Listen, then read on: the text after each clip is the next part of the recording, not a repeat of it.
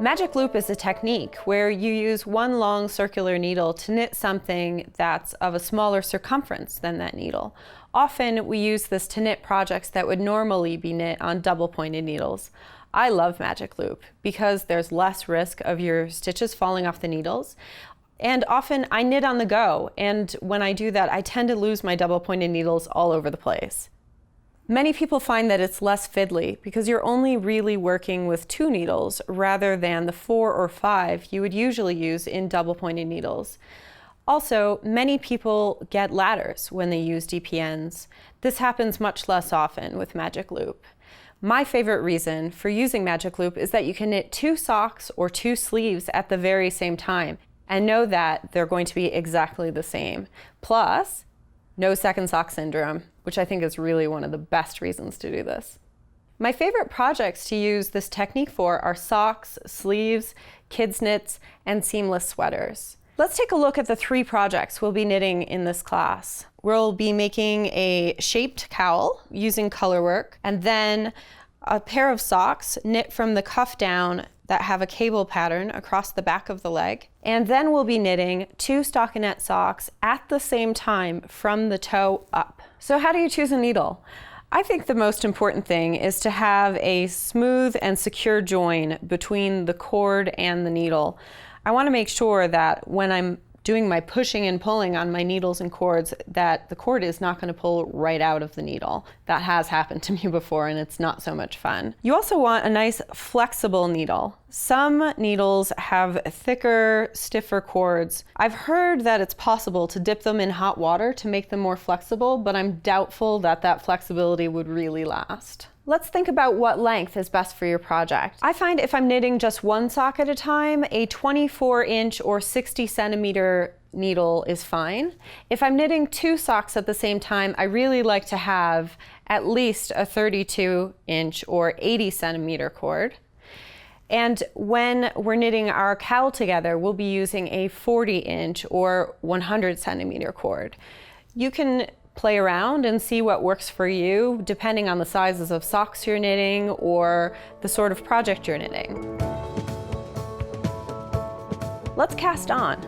I'm just going to do a long tail cast on, and for my purpose here, I'll do 16 stitches, and I want to cast on 1 extra stitch so I can make a really nice join.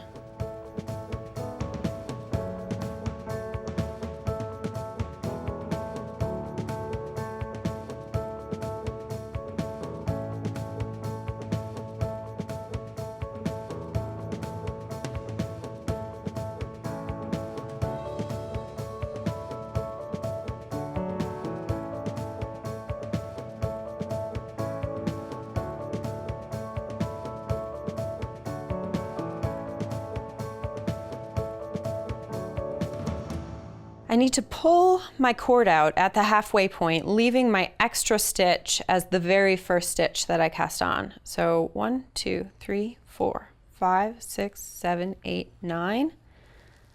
I'll pull that through right there, and I'll have 8 still on this needle. I'm going to shimmy these guys up on this needle.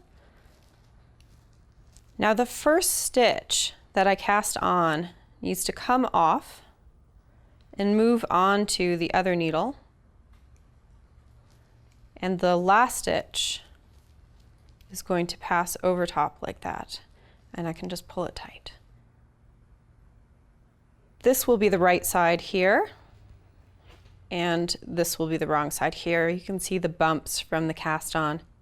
You want to make sure that these bumps are nice and straight when you join. Let me show you an example of some twisted knitting. I twisted the cast on here, and there's no way to straighten it out.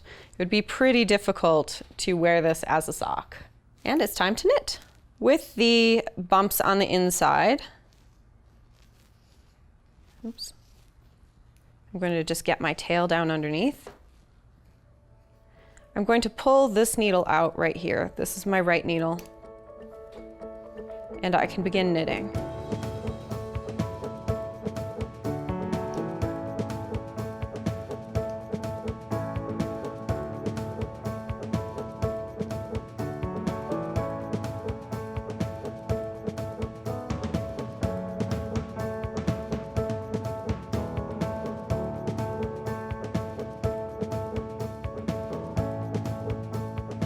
now we have to turn this around, and the stitches that are on the cord have to go onto the needle, and the stitches that are on the needle have to go onto the cord.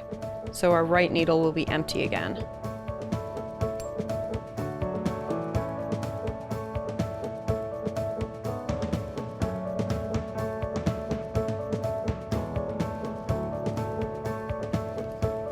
Sometimes I put my left hand inside the loop made by the cable. You can experiment with what hand positions feel comfortable to you.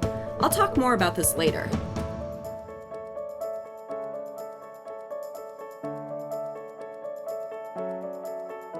That's one round. Let's do another one. Same thing.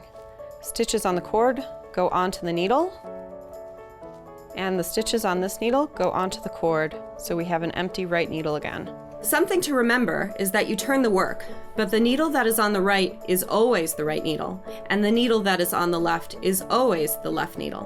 When you work flat, the needles switch back and forth. Working in the round, they don't.